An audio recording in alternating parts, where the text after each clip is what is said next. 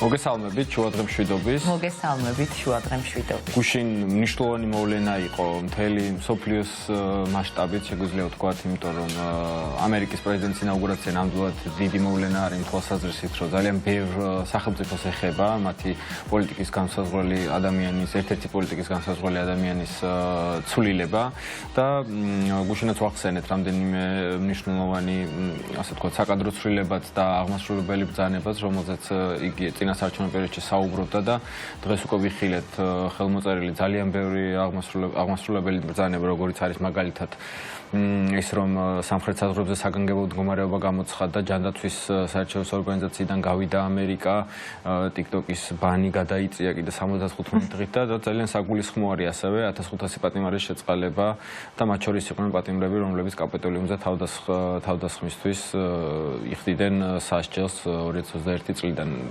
მოკლედ ძალიან საინტერესო 4 წელი გველოდება წინ, ტრამპის მეორე ვადა, შეგვიძლია ეგრეთ ვთქვათ, მეორე და უკანასკნელი, იმიტომ რომ მას მეტი კენჭისყრის უფლება აღარ ექნება ამერიკის კანონმდებლობით. ძალიან ბევრი და მჭახე დაპირებები აქვს, ასე ვთქვათ, და დაველოდებით მოვლენების განვითარებას. ჩვენ ბუნებრივია ყველაზე საქართველოში ყველაზე მეტად გვაინტერესებს. ჩვენთან მიმართებით როგორ პოლიტიკას აირჩევს მარკო რუბიო, რომელიც ასევე დაამტკიცეს სახელმწიფო დივნად და ამავდროულად თუ როგორ შეეცდება ის უკრაინის და რუსეთის ომის შეჩერებას, რომლის დაპირებას ასევე გასცა და ამიტომ ნახოთ საინტერესო 4 წელი გველოდება წინ დარწმუნებულია რომ 4 წელი ამ ყველაფერს არ დაჭირდება და ძალიან მალე დაამყარებს მშვიდობას. საინტერესო 4 წელი გველოდება და ზოგადად ვფიქრობ რომ ძალიან საინტერესო და მნიშვნელოვან ეპოქაში მოგვიწია ცხოვრება, ძალიან რთულში, მაგრამ გავაწლები და რაღაცნაირად მე დარწმუნებული ვარ რომ ძალიან საინტერესოდ გავიხსენებთ, ასე ვთქვათ, ამ ეტაპს. არ შემიძლია არ გამოვეხმაურო გუშინდელ ინაუგურაციის, ასე ვთქვათ, ცერემონიალს და არ რამდენად მასშტაბური არის ზოგადად როდესაც პრეზიდენტის ინაუგურაცია არის, როგორ აღნიშნავენ ხოლმე ზოგადად მსოფლიოს სხვადასხვა ქვეყნებში ამ დღეს და როგორ აღინიშნებოდა ხოლმე ეს დღე საქართველოშიც რაღაცნაირად ისეთი ლამაზი სანახაობა იყო ყოველთვის და გამახსენდა წლევანდელი ჩვენი ახალი, ასე ვთქვათ, პრეზიდენტის ინაუგურაცია, რომელიც რაღაცნაირად დახურულ სივრცეში მალულად და ჩუმად მოხდა და არაფრით არ ამომდის კადრი თვალიდან რაღაცნაირად აი ეს პარლამენტის, ასე ვთქვათ, ოთახი და შავებში ჩაცმული პარლამენტარები, რაღაცა ძალიან უცნაური სანახაობა იყო. სურეალისტური სანახაობა იყო და ეს კიდევ ერთხელ ხაზს უსვამს იმას თუ როგორ სახელმწიფოში გვიწევს ჩვენ ამჟამად ცხოვრება და ვინ არიან ის ადამიანები, რომელსაც სამწუხაროდ დღეს კიდევ ამ მართვის სათავეები უჭირავთ ხელში და დარწმუნებული ვარ რომ ეს მალე დასრულდება, აგერ უკვე 58 დღე არის, 55 დღე არის, რაც ასე ვთქვათ ხალხი ქუჩაში არის გამოსული, ადამიანები, რომლებიც ებრძვიან ამ რეჟიმს და სოლიდარულები არიან რეჟიმის პატიმრების მიმართ. რაღაცნაირად ესეც სევდიანი არის, რომ თითქოს ტრადიციად ჩამოგვიყალიბდა ჩვენ რეჟიმის პატიმრის მშობლების ეთერში სტუმრად მოწვევა და დღეს ერთ-ერთი ასეთი რეჟიმის პატიმრის ანდრო ჭიჭინაძის დედა ქალბატონი ლიკა გუნცაძე არის ჩვენი სტუმარი, მსახიობი ლიკა გუნცაძე, ჩემი კოლეგა. მოგესალმებით ქალბატონი ლიკა. ანდროს შესახებ დარწმუნებული ვარ ჩვენი მოყურებლისთვის ცნობილია, მაგრამ მაინც კიდევ ერთხელ მინდა ვთქვა, რომ დაახლოებით 1 თვის წინ მოხდა თვეზე მეტია რაც უკანონო პატიმრობაში იმყოფება და როგორც სხვა დანარჩენ პატიმრებზე რეჟიმი ცდილობს რაღაცა კამპანიის აგორებას მის წინააღმდეგ, მისის რაღაც სახელის გამოყენება იმ თვალსაზრისით, რომ გაუტეხონ სახელი, თითქოს რაღაც რუსეთის მიმართ რაღაცა სხვა დამოკიდებულება ვიდრე ეს სინამდვილეშია. ანდრო საკმაოდ ცნობილი ადამიანია მისი პროფესიიდან გამომდინარე, მას ძალიან ბევრი მეგობარი და თანამოაზრე ყავს და ზუსტად ამიტომაც არის ის ერთ-ერთი სამიზნე, რომ რაღაცა მგაშავების კამპანიაში მოექცეს და რაღაც პროპაგანდა და მიზანმიმართულად მუშაობს მის წინააღმდეგ. გუშინ რამდენიმე პოსტიც ვიხილეთ, მათ შორის ეგრეთ წოდებული პარლამენტარის მხრიდან, უმრავლესობის ლიდერის მხრიდან, ანდროს მიმართ კონკრეტულად და თქვენი პოსტიც ვიხილეთ, რომ მოგვიყვეთ რაში მდგომარეობს ეს კამპანია, რომელიც ცდილობენ რომ ააგორონ ანდროს წინააღმდეგ. მინდა დავიწყო იმით, რომ ეს ქვეყანა ჩვენია. ნამდვილად.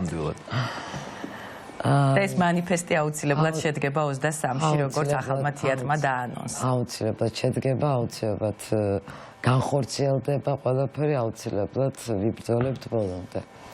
რაც შეეხება გუშინდელ დღეს დილით ვნახე სოციალურ ქსელში რომ რაღაც ჩამიგდეს მესენჯერში რომ ამას ატრიალებენ რომ ანდრო არის გადაღებული რუსულ ფილმში რომელიც 2023 წელს გადაიღეს და აი ვინყოფილა და აი ესე და აი ესე და მინდა ვთქვა რომ ეს ფილმი გადაიღეს 23 წელს გამოვიდა ფილმი მაგრამ ხო დაწერეს და შალვარამიშვილმა თქვა რომ 2023-ში გადაიღო ამ ფილმში გადაიღეს ანდრო ამ ფილმში მინდა ვთქვა ამ ფილმის შესახებ ეს ფილმი გადაიღეს 2021 წელს უკრაინაში შეჭრამდე ფილმის რეჟისორი არის აქსანა ბუჩკოვა რომელიც არის დაუღალავი მებრძოლი პუტინის რეჟიმის წინააღმდეგ აქტივისტი რომლის სახლში ჩხრეკვები მიდიოდა ძალიან დიდი დევნის ქვეშ იყო მან დაგვირეკა ფილმის გადაუხო ცოტა დაგვირეკა რომ ჩემ სახლში ჩხრეკა იყო ესეთი ზეტი ეწერაო და მინდა რომ წამოვიდეთ თბილისში თუ მიმიღებთო რა თქმა უნდა ჩვენ დავხვდით თავშესაფარიც მივეცით რაღაც პერიოდი გაატარა ჩვენთან და მე დატოვა რუსეთით საქართველოც და წავიდა ბარსელონაში ხა იქ დღემდე იქ ცხოვრობს დღემდე იქ ცხოვრობს და იქიდან მინდა გითხრათ რომ ისევ ძალიან იბრძვის ეს არის არაჩვეულებრივი პიროვნება სულ არის ხაზზე სულ ძალიან განიცდის ამბობს რომ ჩვენ ეს ამას კიდე გავდივართ და ძალიან განიცდის იმდენად რომ თავის პროფილის ჩვენთან დაიწყო დარბევები და ეს თავის პროფილის ეს გააშავა ეს რაც შეეხება აქსანას პიროვნებას და ფილმი არის გადაღებული თბილისში უამრავი ქართველი მსახიობი თამაშობს ქართველი პროდიუსერები ყავდათ და არის მელოდრამა ორი რუსი მსახიობი თამაშობს ციგანოვი და პერესილდი ანდრო და ძალიან ბევრი ტანჩენსუ ქართველები ხო მეტი ვერაფერი ვერ მოძებნეს და ხო რაღაცა ხო თან დასჭირდათ ანდროს გაშავება იმისთვის რომ ის არის მართლაც არაჩვეულებრივი მსახიობი არის ძალიან განათლებული არის ძალიან ესეთი ასე ვთქვათ უყვარს საზოგადოებას უყურებენ თუ როგორი თანადგომა და თანადგომა როგორი სოლიდარული არის მის მიმართ მთელი საზოგადოება და ესეც ალბათ ეს ერთ-ერთი მიზეზი ეს არის რომ სწორედ ვინც არის რაღაცნაირად წარმატებული ადამიანი იმას ასე ვთქვათ მოსდონ თირკი. დიახ, ანდროს დაჭერა იყო ფაქტიურად მესიჯი, რომ აი ამას დავიჭერთ და აი თქვენ მერე რა გელოდებათ. ამ სახელოვნებო სფეროს წარმომადგენლებს აი ამ ფორმით დაემუქრენ. მე მგონი დიდი შეცდომა დაუშვეს, იმიტომ რომ ისეთი მართლა ისეთი სოლიდარობა, მართლა ისეთი ამბავია ჩვენს გარშემო და ისეთი თანადგომა გვაქვს, რომ არც წიგნებში წამიკითხავს, არც ფილმში მინახავს ესეთი რამე და არ ვიცი როგორ გამოვხატო ეს მადლიერება, მართლა არ ვიცი, აი გადავსებული მაქვს შიგნით ყველაფერი, რომ როგორ გამოვხატო, ასევეა ანდროც რომ მირეკავს, მეუბნება რომ ყველას სათითაოდ ჩაეხუტე ჩემს მაგივრად. ხო ეს არის ის რაც მას ძალიან აძლიერებს. აუცილებლად მინდა გამოვეხმაო რომ დინარაძის განცხადებას ძალიან უსუსური ფრაზა იყო. მე ჩავინიშნე კიდევაც თავდებში ჩაუდგები თუ ის გაითავისებს რა ჩაიდინა და რაში იღებდა მონაწილეობას. აი რაღაცნაირი ფრაზა არის. აი მაგას იმიტომ გარდა ამ განცხადების ამორალურობისა აქ ასევე ბატონი დინარაძე მის განცხადებაში იკითხება ის რომ ის დარწმუნებული ანდრო ჭეჭინაძემ ჩაიდინა დანაშაული მანამ სანამ სასამართლომ გამოიტანა. უკვე გადაწყვეტილება იქ მეტყველებს იმაზე რომ პირველ რიგში უდანაშაულის პრეზუმპციას არ ყოფს მაგ შემთხვევაში და რატომღაც წარმოდგენა აქვს რომ ზუსტად იცის რა მოხდა რაც ნორმალურ ვითარებაში ძალიან დიდი პასუხისმგებლობა დაკისრებოდა ეგეთ ადამიანს როგორც პოლიტიკურ ფიგურას სულ მცირე და მეორე ხო ამორალურობის ნაწილში მე მგონი კითხვის ნიშნებიც არის მე ვარ თითქოს რაღაცა უნდა აღიაროს ადამიანს რომ რაღაც არ ჩაუდენია ხო ხო ძალიან პირველი შემთხვევა არისო მანამდეც განაცხადა მან რომ აი ხელოვანები თქვენ ძალიან ცუდ რაღაცას უკეთებთ თქვენ მსახიობს ჩვენ აი ესეთი ბრძოლით თქვენ რო გვებრძვით ჩვენ ჰუმანურ გადაწყვეტილებას ვერ მივიღებთ ესეც ზუსტად ის განაცხადია რომ ესე იგი თუ მეწინააღმდეგები ხო, თუ მეწინააღმდეგები სასამართლო არ გამოიტანს ესეთ განაჩენს, რომელიც თქვენ გინდათ. პირდაპირ ჩარევა. ეხლა მეორედ, გუშინ ეს შემთხვევით არ უყურებ ამ პროპაგანდისტულ არხებსა, ჩემმა მეუღლემ გადართო, იმიტომ რომ იმას აინტერესებს ხოლმე რაღაცა იქით რა ხდება. და ეს მოულოდნელი იყო აბსოლუტურად გამოდიოდა და გამოვკარიყული ანდრო ჭიჭინაძეს და გადავახვია. ну აი რა თქვა ის რაც თქვა რომ ესე იგი კარგი ბიჭია, კარგი მსახიობია, ჩვენ საერთო მეგობრებით აღმოგვაჩნდა თბილისი პატარა, რომ ძალიან საზოგადოებისგან დიდი მხარდაჭერა აქვს იმათგანაც კი ვინც ჩვენი მომხრეა. ეს ფრაზა თქვა და მე მიაყოლა რომ ესე თუ ეზიზღება რუსები, მაშინ რატომ იღებს რუსულ ფილმში? არა, თავისუფალია, შეუძლია გადაიღოს სადაც მოესურვება, მაგრამ მაშინ ნუ ამბობს რომ რუსეთი ეზიზღება. იქ მერე წავიდა უკვე ჩვენ ოჯახზე, ჩემი დიშვილი პოლიტიკოსია და სოლიკო ვირსააძის ჰონორარს ოჯახი იღებს, რატომ უნდა დაუტოვონ თქვათ რუსებს ტანკებისთვის ის ჰონორარი, როდესაც არის პირდაპირ შთამომავალი ჩემი სიძე. დაიწყო ლაპარაკი ამაზე, რომ ელენა ხოშტარიას დეიდაშვილია და ეს ოჯახი იღებს ფსბ-ს ფულებს, რუბლებს და ნუ ვერ გავიკე მაშინ რაზე ლაპარაკიო და მაგრამ მიუხედავად ყველაფრისაო მე შემიძლია ჩვენო ჩაუდგეთო თავდებშიო ანდროსო თუ ის აღიარებს დანაშაულს. ერთი რამე მინდა ვთქვა რომ თავდებში ანდროს უდგას მთელი საზოგადოება. თავდებში ანდროს უდგას კოლეგები, მეგობრები, მთელი საზოგადოება, რა ვიცით, ყველა ვინც საღათ აზროვნებს, ყველა ჩემ გვერდზეა, ყველა ანდროს გვერდზეა. რატო ჩათვალა რომ ეს მესიჯი მე უნდა გამომიგზავნოს, მე ჩავთვალე რომ მე გამომიგზავნა ეს მესიჯი. ხო და ძალიან შეცდა, იმიტომ რომ მე არ ვაპირებ არანაირ კომპრომისზე წასვლას. არავითარ შემთხვევაში არანაირ კომპრომისზე მე არ წავალ. ამიტომ მინდა უთხრა რომ თავდებში უდგას საზოგადოება და მე არ მჭირდება მაგათი არაფერი. რა ვიცი აბა ლიკა საინტერესო არის როგორ უნდა გაგრძელდეს თქვენი მხრიდან რაც აკვირველია საზოგადოება აბსოლუტურად თქვენს გვერდზეა და ჩვენ ბოლომდე სოლიდარულები ვიქნებით და ვიბრძოლებთ მანამ სანამ ყველა რეჟიმის პატიმარი არ იქნება თავისუფალი.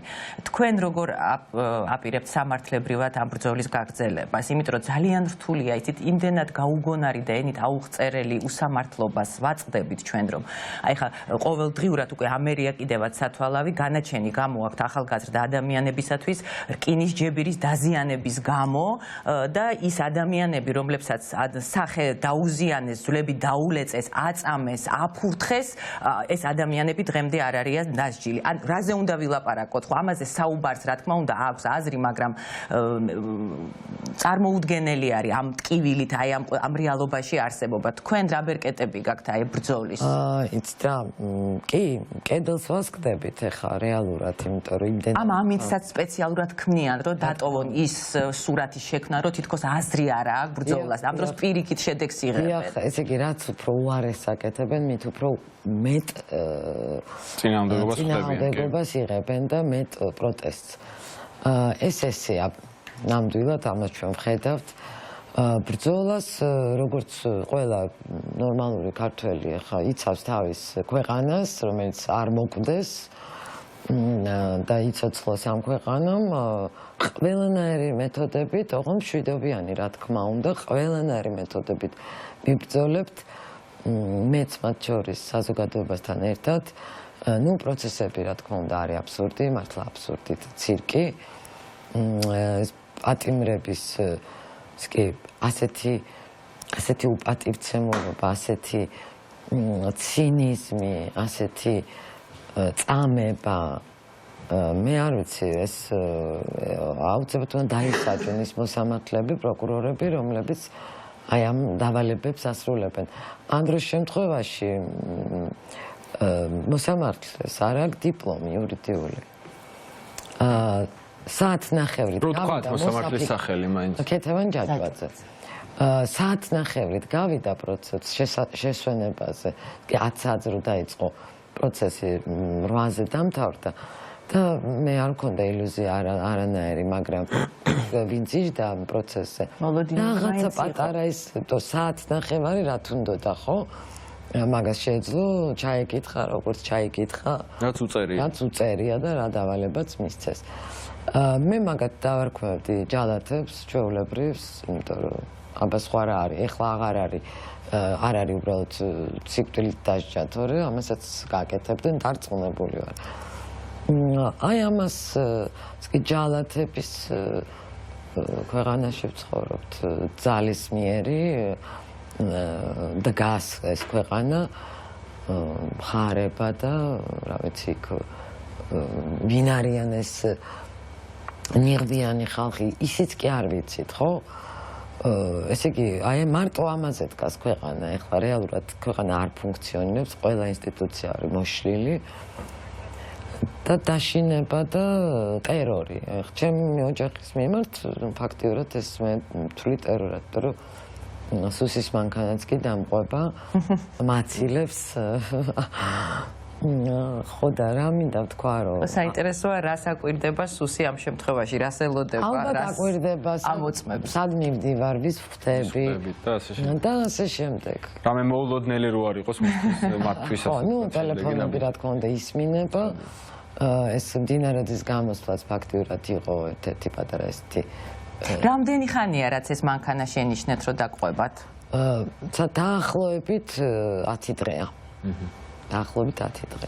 ქალბატონი, როგორც თქვით, ვიცი რომ ტელეფონზე საუბრებით ხოლმე ამ დროს, იმიტომ რომ პაემანზე გადაწყვეტეთ რომ ეგრე ჯობია რომ არ მიხვიდეთ ხოლმე. რას გიყვებათ ციხიდან? იმიტომ რომ მისი ყოველდღიურობაც საინტერესო არის, იმიტომ რომ ზოგი პატიმარი შეიძლება სამარტოოში იყოს, მაგრამ ამ დროს შემთხვევაში ეს ასე არ არის და თანამესაკნეები ყავს. რას ყვებათ ციხიდან? როგორია მისი ყოველდღიურობა? იცით რა, სამწუხაროდ ძალიან ტელევიზორი თუ აქვს და ასე შემდეგ. ტელევიზორი აქვს კი. ეხლა შეიძინა ტელევიზორი. ძალიან პატარა დრო გვაქვს, როცა რეკავს 1 წუთი ალბათ და ისე ვიბნევი ხოლმე რომ რაღაც ყველაფერი მინდა მოუყვე და ვერ ვახერხებ იმ 1 წუთში, უბრალოდ ესე ბევრჯერ გამიმეორე უკვე, მაგრამ ეხლა აქვს რომ ტელევიზორი თქვა. შეიძლება მთავარ არხს არ იჭერდეს, მაგრამ ეგ არ არის. კი, მაგრამ არა, იჭერს. იჭერს თავარ არხს? მითხრა ყველაფერს იჭერსო. უბრალოდ ამავიწყე რომ მეთქვა რომ ეხლა მოვდივარ, ეხლა დამირეკა გამოსვლის წინ. აი ესე ვიბნევი ხოლმე რა უთხრა და როგორ უთხრა, მაგრამ წერილი გამომიგზავნა და იმ წერილში მეწერა რომ 4 ვართ საკანში, 1 უკვე გამოვიდა. ოქროს ბიჭები არიან, მე არაფერი არ მიჭირს, შენ არი ნერვიულო და ეს რაც ვთქვი რომ აი სათითაოდ ყველას დედა მე რასაც ვერ ვახერხებ აქედან სათითაოდ ყველას ჩაეხუტე, მადლობა ყველას, მათ შორის მედიას, იმიტომ რომ მართლა თან დიდ საქმეს აკეთებს. ყველა მედია, აი რა ვიცი, ამ ცხელ ხაზზე პირდაპირ გმირები ხართ ჩემი აზრით. და მას ინფორმაცია მეტი არაფერი ადვოკატია შესული და მე რო გამოვა მომიყვება ალბათ როგორ გამოიტანს იქიდან ინფორმაცია. მე ვთხოვ ხოლმე რომ ცოტა ხნით გავიდეს ჰაერზე, არის 1 საათი აქვს ჰაერზე გასასვლელი და წიგნებს ითხოვს როგორც ყველა პატიმარი. წიგნებს კი, წიგნები არაკლია და იქ წეს ბიბლიოთეკაც არის, უბრალოდ იქ დიდი არჩევანი არ არის, როგორც წესი, არ ვიცი კლანის ციხეში როგორ არის, მაგრამ ზოგადად ანუ პატიმრები სქელტანიან წიგნებს ითხოვენ, იმიტომ რომ იქაც შეზღუდულია შეგზავნის რაოდენობა. წიგნი უნდა იყოს არა მაგარი ყდიანი წიგნი არ შეიძლება. ხო მოწმდება და ისე შედის. და მინდა მადლობა უთხრა ყველას, ძალიან ბევრი წიგნები დამიგროვდა და ვფიქრობდი მეტ არ დაჭირდეს ამდენი წიგნის საკითხად. იქ ძალიან სწრაფად კითხულობ, იმიტომ რომ შეიძლება ძალიან მალე დაიგო. სულ მაინტერესებს ხოლმე და ხშირად ვიმეორებ ამ ფრაზას, რომ ჩვენ ძალიან პატარა ქვეყანა ვართ და რაღაცნაირად საბოლოო ჯამში აღმოჩნდება ხოლმე, რომ ყველას ახლობელია. და აი ამ პერიოდში, როდესაც ძალიან ბევრი, ასე ვთქვათ, რეჟიმის პატიმარი ყავს, სულ მეფიქრება ხოლმე იმ ადამიანებზე, ვინც დღეს სხვა პოზიციაზე არიან და სულ მინდა რომ აღმოვაჩინო ახალ-ახალი ადამიანები, ვინც გადმოდიან სწორ მხარეს, იმიტომ რომ არ შეიძლება ამ ადამიანებს უბრალოდ შეხედო, უყურო, რას უკეთებენ, როგორ ექცევიან და რაღაცნაირად არ შეიცვალოს შენ ცხოვრებაში რაღაცა. მე მინდა ასევე ვთქვა ისიც, რომ თქვენც რაღაცა პერიოდი იყავით ამ ხელისუფლების მხარდამჭერი. მე მაინტერესებს პირველ რიგში, როდის მოხდა თქვენში ის გარდატეხა, რომ მიხვდით, რომ რაღაცა ის გზა არ იყო, რომელსაც თქვენ უნდა გაყოლოდით და მიხვდით, რომ არასწორი იყო ამ ხელისუფლების, ასე ვთქვათ, მხარდამჭერობა და ასე ვთქვათ, მათი აზრების გათვალისწინება. რა დროს მიხვდით და თუ არიან დღეს თქვენს გვერდზე ის ადამიანები, რომლებსაც განსხვავებული აზრი აქვთ და დღეს, აი თუნდაც ამ დროს გამო ისინი დღეს სხვა პოზიციაზე იმყოფებიან. საერთოდ ყველა ხელისუფლება, ვინც მოდის, ეგრევე დგები ოპოზიციაში. ვთვლი, რომ ხელისუფლება რატომ უნდა მიყვარდეს. წინა ხელისუფლება დამთავრდა, არჩევნებიც წავიდნენ, ეს უნდა დამთავრებულიყო, რაღაც ცვლილება უნდა მოხდარიყო, ამიტომ მივეცი ხმა და კიდევ ერთხელ გავიმეორებ, რომ ეს არ იყო შეცდომა, ჩემი მხრიდან ეს იყო დანაშაული.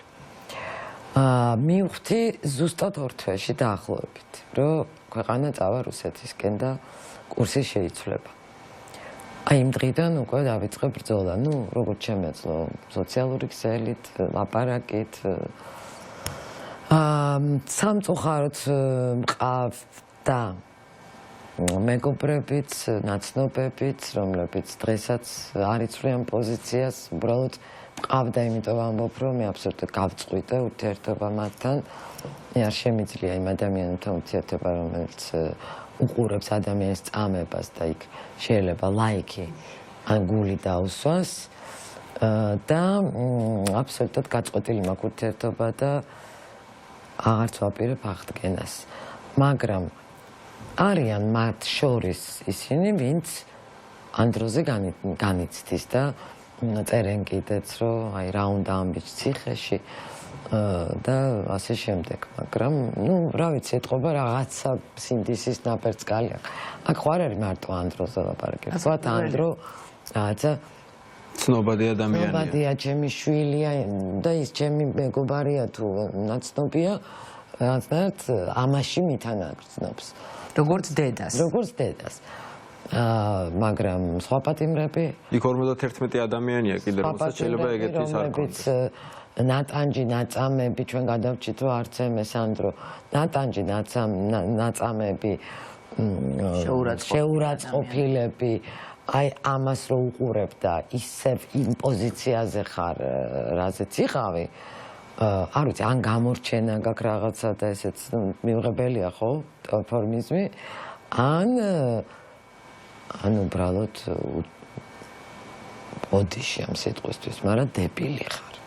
ხო, რაღაც სხვა პრობლემასთან გვაქვს, მეც აბსოლუტურად გეთანხმებით იმ პათოსში, რომ ახლანდელი ქართული ოცნების მხარდამჭერები ან და დიდი უმრავლესო უბრალოდ რაღაცა ირიბად თუ პირდაპირ რაღაცა გამორჩენა არის, ან მეორე რაღაცა სხვა შეიძლება მენტალური პრობლემა იყოს, იმიტომ რომ შეუძლებელია, რომ ამას საღად და რაციონალურად აღიქვავდე ამ ვითარებას და ამავდროულად ეს მოგწონდეს. მაშინ რაღაც სხვა პრობლემა გაქვს, იმიტომ რომ ესე იგი რაღაც ადამიანების წამება მოგწონს და რაღაც რუსეთში რაც ხდება, ის მოგწონს, იმიტომ რომ ეს კურსი თუ მოგწონს, ესე იგი შესაბამისად მისი თამდები შედეგებიც შენთვის მისაღები უნდა იყოს და მე ვფიქრობ, რომ მან რაღაც სხვა პრობლემა თუ აქ პირად გამორჩენაზე და მატერიალურ სიმდიდრეზე არ არის საუბარი.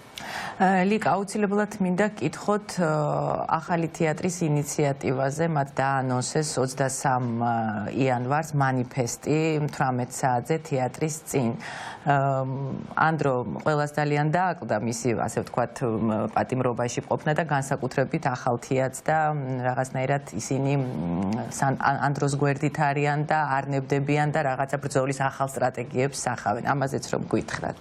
მე მართალი გითხრათ, ძალიან განვიცდი, რომ ამ ხელა თეატრი ანდროც ძალიან განიცდის, ამბობს, რომ ჩემ გამო ესე მე ვეუბნები, რომ მარტო შენ გამო კი არა, ყველა პატიმრის გამო, შენ რადგანაც ამ თეატრში ხარ, ამიტომ ესე განვიცდი, იმიტომ რომ მსახიობისთვის სცენა არის ცხოვრება. და ამ ხელა სახელმწიფო თეატრია და გაჩერებულია. არ ვიცი, აი ესეც ხო გეუბნებით, არ ვიცი როგორ გამოვხატო მაგლიერება ამ ხალხის მიმართ, რომლებიც ასე შეუპოვრად იბრძვიან ჩემი შვილისთვის, სხვა პატიმრებისთვის, ღამეები არ ძინავთ, ამზადებენ სულ ახალ რაღაცა აქტივობებს. 23-ში იქნება მანიფესტი და ამ მანიფესტზე გაიგებთ რას აპირებენ. მე ვიცი რომ თქვენ არაერთ შეხვედრაზე იყავით, მათ შორის ბიზნესის წარმომადგენლებთან, მაშინ როდესაც საყოველთაო გაფიცვის დღე იყო და მე დარწმუნებული რომ ეს დღეები კიდე იქნება, იმიტომ რომ მე ვფიქრობ რომ ძალიან ეფექტური საპროტესტო ხერხი არის და ამაზე მეტყველებს ისიც როგორი რეაქცია ქონდა ამაზე ქართულ ოცნებას და მათ შორის იმ ძალადობრივ ჯგუფებს, რომლებიც ადამიანებს თავს დაესხნენ ამ გაფიცვის პერიოდში. მე მაინტერესებს თქვენ ამ შეხვედრებიდან გამომდინარე, როგორ თვლით რა როლი შეიძლება გქონდეს ბიზნესს ამ პროცესებში და როგორი შტაბ-ბიჭდილება დაგვრჩათ თქვენ შეხვედრების შემდეგ? დიახ, ვიყავით ჩვენ რაღაც პატარა ჯგუფი, შევედით ჯერ საქართველოს ბანკში, მე TBC ბანკში, სხვათა შორის იყო ნორმალური შეხვედრები. მათ შეასრულეს პრინციპში პირობა, არავინ არ დაურჩიათ, არავინ არ გაუგდიათ სამსახურიდან და თქვენ ნახეთ ალბათ რომ ამრავი ხალხი გამოვიდა. საქართველოს ბანკთანაც და TBC ბანკთანაც. ეს ძალიან მნიშვნელოვანია, ეს იყო გამაფრთხილებელი გაფიცვა და გაფიცვა არის ძალიან კარგი ფორმა, რომელიც პრინციპში საქართველოში ესე არ მუშაობს და აი ახლა იკიდებს ფეხს და ძალიან კარგი ესეთი მშვიდობიანი ფორმაა. ეს გაგრძელდება. ბიზნესმენებს რაც შეეხება ის ბიზნესმენები, რომლებიც აიმსახურებიან რეჟიმს, მე მგონი მანდაც კი დაიწყება რღვევა, იმიტომ რომ წამოვა სანქციები, წამოვა სადამსჯელოებაც. მანდაც ვფიქრობ, რომ დაიწყება რღვევა. ეს ძალიან მნიშვნელოვანია, რომ გამოეცალოთ სისტემის საყრდენები. ფონდებთან დაკავშირებით გვინდა კიდე გკითხოთ ის ფონდები, რომლებიც დაზარალებულებს ეხმარებიან. შეიქმნა რამდენიმე ფონდი, იმიტომ რომ ძალიან ბევრი ჭირდებათ, ასე ვთქვათ, რეჟიმის პატიმრებს იქ ჯარიმების გადახდა და იმ დღეს საუბრობდით კიდევაც თეატრში, რომ მსახიობის ხელფასი ჯარიმა იმდენია, რომ მთელი წლის ხელფასი არ არის, მე მგონი რომ შევკრიბოთ. ძალიან რთული სიტუაცია არის ამ მხრივაც, იმიტომ რომ არ აქვთ ადამიანებს იმის საშუალება, რომ ეს ჯარიმები გადაიხადონ. ფონდები ძალიან მნიშვნელოვანია, მანდ დიდი სოლიდარობა, თქვათ, ბიზნესიდანაც მოდის ეს თანხები, საზოგადოებაც აგროვებს და ეს ძალიან დიდი საქმეა, იმიტომ რომ მართლა ხალხი დარჩა უმუშევარი, გაფიცული, არ აქვთ მათ შემოსავალი და ეს ფონდები ძალიან დიდ საქმეს აკეთებენ. მე ასევე მაინტერესებს ანდროსთან შესულები იყვნენ უცხოელი პარტნიორები, როგორც ვიცი. აი ამ შეხვედრაზეც რო ვისაუბროთ ცოტა და რა შედეგები შეიძლება მოიტანოს ამ შეხვედრამ.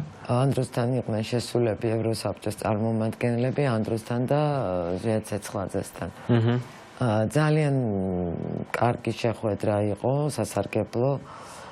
როგორც ადვოკატმა მითხრა, ყველაფერზე ილაპარაკეს, 15 წუთი იყო ანდროს თვითონ წარადგინა თავის თავი, მოუყვა თავის თავზე, დანარჩენი ეს დრო გამოიყენეს ყველა პატიმართან დაკავშირებული საუბრები იყო, ადვოკატმა ყველაფერი აუხსნა, საქმის მასალები გააცნო.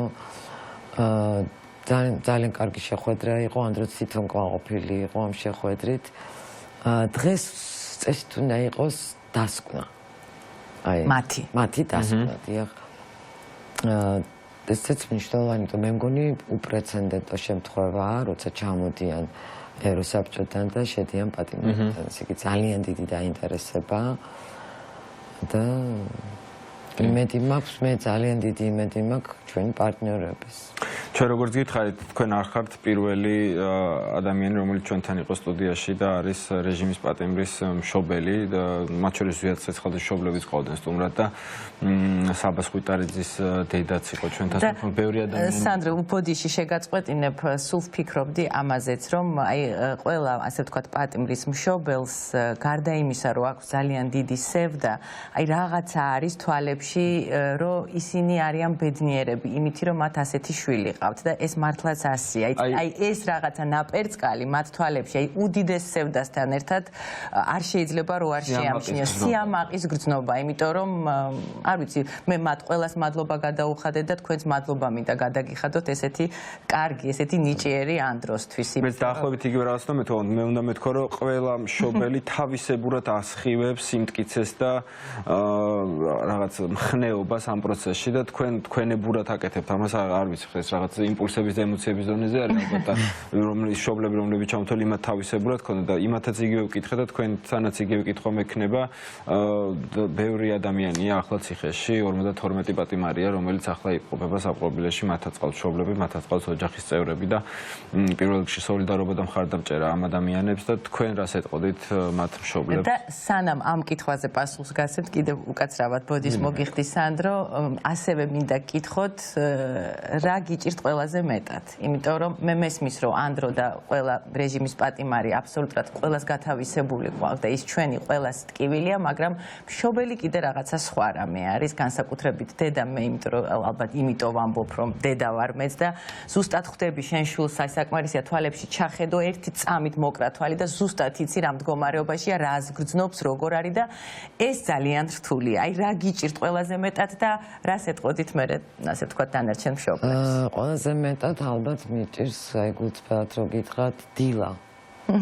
როცა ვიღვიძებ და იაზრებთ რა დიდხანს ვფიქრობ რაღაცა ხდება ჩემს თავს და მე მახსენდება რომ დილით ანდროს საუზმეს უკეთებდი, რაღაცას უწურავდი და უცბად მაგისა რომ ეს და მე ვფიქრობ რა სად არის? ხო. ეს დილა ძალიან მიჭირს. 20 რა ყველაფერი ერთად. მე ნელ-ნელა მოვდივარ კონს. იცით რა, მშობლები ჩვენ ყველა რა თქმა უნდა ამაყები ვართ, იმიტომ რომ როცა მართალი ხარ და როცა სიმართლე შენ მხარეს არის, მაშინ არის რომ აბა რა უნდა ქნა, უნდა იბრძოლო, აბა რა უნდა ქნა, შენ შვილებს დაუდგე გვერდზე. ყველა პატიმარზე ძალიან განვიცდი. და ეს არის სიამაყის გზნობა, რა თქმა უნდა, ჩვენ მე პირადად ვამაყობ 51-ვე და უკვე მეტია, ყველათი ვამაყობ, ისინი არიან მართლები და სიამაყის გზნობას იწვევს, რა თქმა უნდა. ძალიან დიდი მადლობა. დიდი მადლობა, ხო და მე დარწმუნებული ვარ, რომ მსახიობებს გვაქვს ერთი ასეთი ხრიკი, რომ აი მძიმე პერიოდში იმ მსახიობებსაც ძალიან უყვარს თავისი პროფესია, აი ძალიან რთულ პერიოდში ცხოვრებაში, სამწუხაროდ არის ასეთი რთული პერიოდები ხოლმე, ხშირად ჩვენ თავს ვეუბნებით ამ დროს. დაიმახსოვრე აი ეს მომენტი და მე ისენ აუცილებლად გამოგადგება შენ პროფესიაში. ეს რაღაცნაირად ერთგვარი გადარჩენასავით არის ხოლმე რთულ მომენტებში, იმიტომ რომ თითქოს ყურადღება გადადის, მაგრამ რაღაც საოცარი რამეა, იცით, რამდენიმეჯერ ჩემ თავშიც აღმომიჩენია, აი უმძიმეს პერიოდში, აი დაიმახსოვრე ეს მდგომარეობა და დარწმუნებული ვარ, რომ ძალიან ბევრი დასამახსოვრებელი გექნებათ თქვენც და ანდროსაც იქ ყოფნით და იქ ყოფნად ბევრ საინტერესო საქმეს გააკეთებინეს ანდროს სცენაზეც და ასევე ცხოვრებაში დარწმუნებული ვარ. ყულაბა, სადაც უნდა დავაგროვოთ და მე გატეხო ეს ყულაბა და ამოვიდეს ის რაც შენახული გაქვს და აუცილებლად გამოიყენო.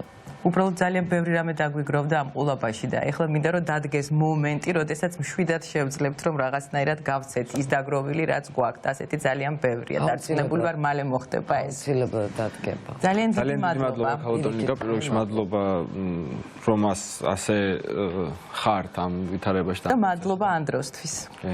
დიდი მადლობა წარმატებებს და მშვიდობიან დღეს გისურვებთ. ჩვენ ხანმოკლე რეკლამაზე გავალთ და რეკლამის შემდეგ დათო სამნიაშვილი შემოგვიერთდება Next-Tonjიდან გავისაუბრებთ სამეცნიერო სიახლეებზე, ამიტომ დაგვალოთ.